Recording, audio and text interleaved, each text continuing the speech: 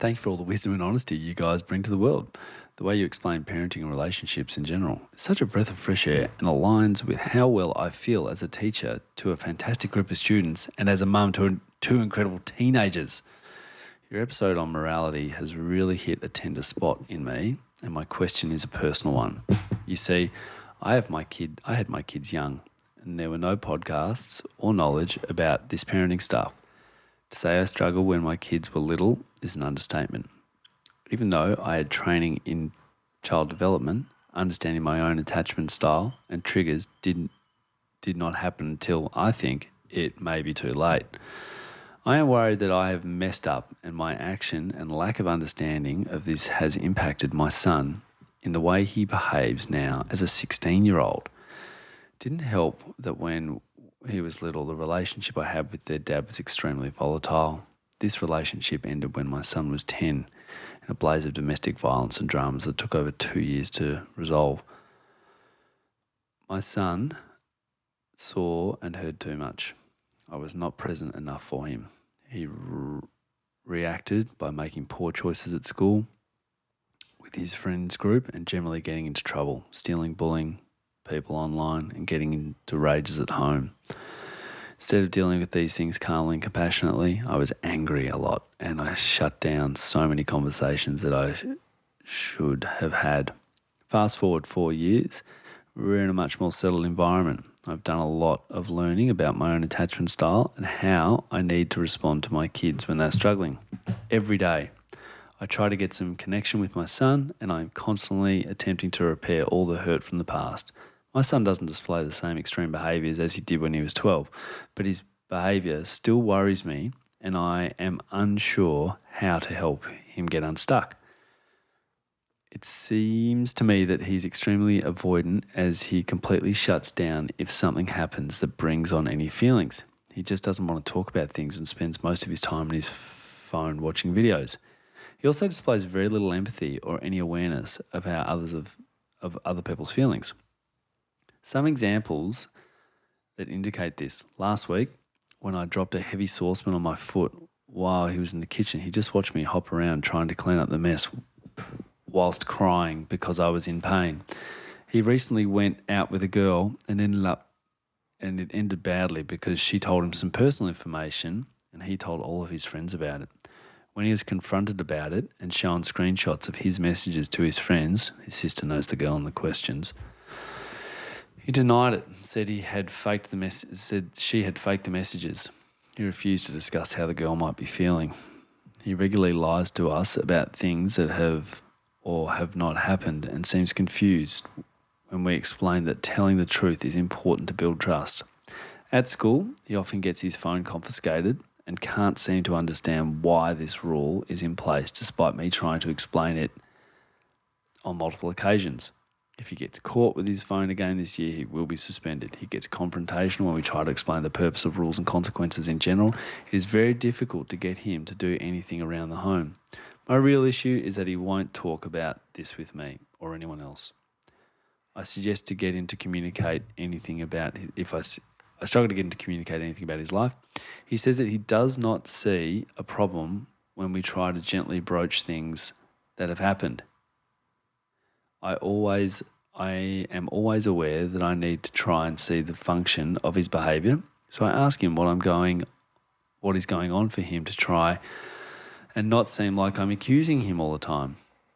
When I try and engage him in discussions about real world issues to draw out his opinion on things, he gets flippant and says he doesn't know or care. Can you give me some advice to get a shut down, avoidant 16-year-old to engage in life and understand how his behaviour has an impact on the world? I worry that he will struggle with relationships because he can't see other people's perspectives and fails to understand why it is important that he does. Have I messed it up beyond repair? Much love to you both, a worried mum. What do you think? It's tough. This is so far out of my realm of parenting right now. I hear about teenagers are really tough and they become avoidant and don't want to talk, but I can't picture it right now because Yeah. My girls are so small. I'm like, how does this happen? Like, Yeah. and it just happened. Like everyone I know is like, oh, you got 2 daughters. That's going to be tough. I'm like, is it? I don't know. But I, learn to take on other people's opinions with a pinch of salt sometimes. But this to me is like, it's almost living with an adult 16 and they don't want to talk to you, and I can't. What's the difference between an adult and a 16-year-old? Oh, not a whole lot, is there? I don't know. They're about 10 years short of fully developing their frontal lobe, which is where all their higher order functioning stuff comes, including moral development, perspective taking, all that stuff. Okay. There's another reason this kid's struggling with it, though. Why? They've been traumatised. Yeah. So they would meet lots of kids like this in clinic, lots of teens, especially boys. They built walls around them because of the trauma they've experienced. Relationships were not always a source of safety and predictability, and so they've shut out relationships. They've got a very superficial level. That's why he can be in a relationship with a girl, but that's why he isn't understanding of what things might hurt their feelings and what might be destructive to that. There's heaps in this one. Now, we talked about the highest order is that anti-establishment. We don't just have to comply with every rule and thinking about everything's not black and white. That's Kohlberg's highest order that we're all trying to achieve. Not many of us get there. The important thing is that a lot of teens that are anti-establishment are not doing it for that reason. They're doing it because they're stuck, and it's this kind of aggressive outlet of screw the system, screw the world, screw everything. And that's a common teenager that's been left out, is like, stuff you all then. I'll get out ahead of it and stuff school, stuff the teachers, stuff the principal. This is what I did. I was like this. I was not operating at such a high moral that I thought that. I just thought I deserved better and that everyone could go get stuffed. That was a low level because of some of the stuff I'd experienced. This kid is the same. It's about how do we... this mum needs to park this. I want them to understand real world stuff. I want them to understand that and build the relationship back with them. They're doing that. That's why he's doing better now. But just prioritise that. Just put on hold the relationships about, how do you think that other person felt? Do you realise what's going on in the world? All of that stuff. Because you've got to build the foundational stuff in this kid first, him feeling safe and secure and valued, and then having times where you have conversations with him 99% of the time that are not putting pressure on him, not saying he needs to be a better person, he needs to take the perspectives of others and all that stuff. That's why, because he just hears it and goes, Mum's coming over. What have I done wrong this time? What do I need to work on? Who have I hurt? How have I stuffed up? The other thing is we've got to try really hard not to back kids into a corner. The highest level of moral development and cognitive thinking really is I might be wrong. I meet kids in their late teens all the time that have never been wrong in their life because it's too vulnerable. They know everything. Yeah. That person's lying, that person's making it up. No, I'm always right, because they can't open that door. And if we back them into a corner and say you're definitely wrong, they'll just dig in further. So we've got to give them a pathway out when they're calm, when they're settled in relationships where they feel safe and secure, to think, hang on, maybe I did do the wrong thing. That's where growth comes from, doesn't it? Maybe I stuffed up.